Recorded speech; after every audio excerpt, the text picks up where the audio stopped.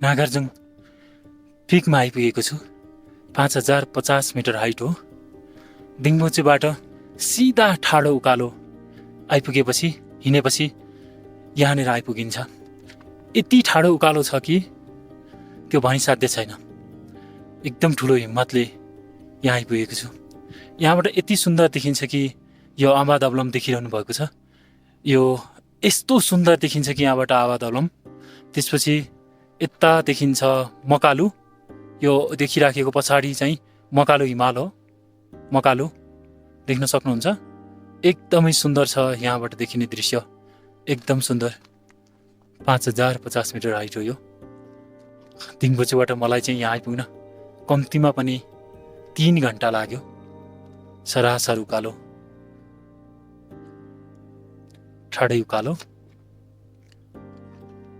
यहाँ आइपुग्नेहरू सबैजना फर्किसकेका छन् आजको लागि। म नै अन्तिम होला यहाँ आइपुग्ने। म चाहिँ एक्लै आएको हुनाले गर्दाखेरि मेरो फोटो पनि म आफैले खिच्नु परेको छ। फोटो खिच्ने मान्छे पनि छैनन्। जस एकदमै रमाइलो। यहाँबाट यति सुन्दर देखिन्छ कि त्यो भनिसाध्य नै छैन। ओ